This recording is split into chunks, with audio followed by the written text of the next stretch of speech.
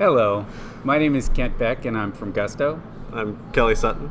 And we are here with our series of video recordings about the properties of good tests. And by properties of good tests, we don't mean that every test has to have all these properties. In fact, some of them are trade-offs. And we'll be talking about one of those trade-offs today, which is the readability of tests. Yeah. So as with all code, tests will be read much more than they're written. Yep. And so as a test writer, you have to be thinking about an audience. I'm not writing this just so it passes. I'm writing this so that you can come along later, or I can come along later and figure out what in the world was I thinking. Yes. Not just computers reading this, but ourselves as well. And we want to minimize the times that we're checking that git blame 6 months later and finding ourselves on the other end. That's right. So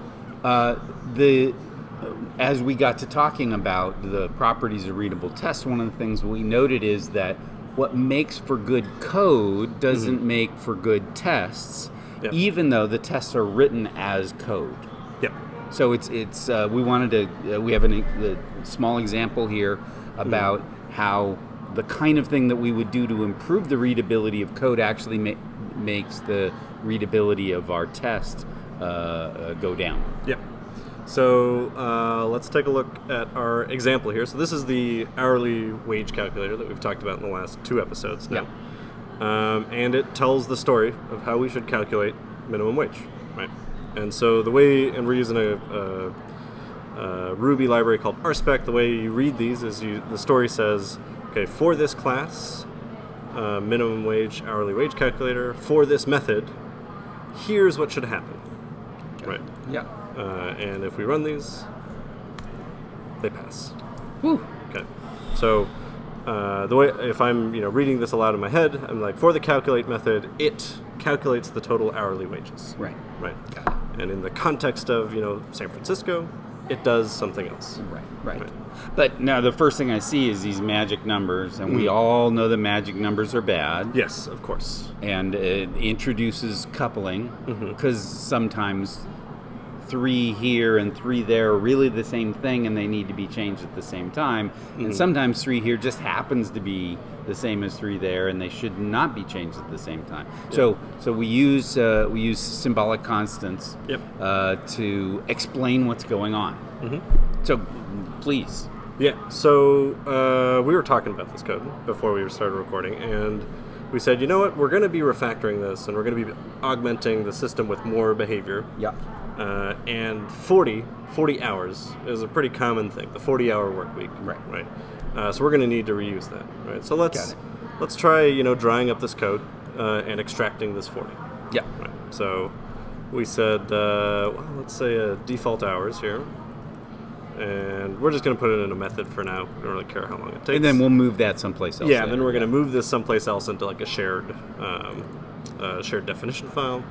And then we'll paste this in right here. Small test refactoring, right? Yeah, make sure it works. So it all passes, but here's the thing. I would claim that this test is less readable now than it was before. But Kent, we just dried things up. I thought I'm supposed to not repeat myself. Well, you're not supposed to repeat yourself unless you're supposed to repeat yourself. So the thing I notice about this is that the relationship between hours and rate and the expected value is really clear if we can just see the 40 right there. Yeah. We, as readers, we can come and infer that. So we have, I've certainly seen tests where this process of drying has gone, you have some setup code, and then you move the setup to a factory, and then you're reading the test, and the test is 2 lines, which is completely incomprehensible if you haven't read the other 400 lines of code. Yeah. It's like watching the 21st Avengers movie if you haven't seen the previous 20. Yeah, you'll just have no idea of what's going on. It's a movie. It'll be pretty. There'll be explosions, lots of explosions, but you will have no idea what's going on. And that's like the test with the setup, with the factory, with the multiple layers. You have to go, it's all very compressed.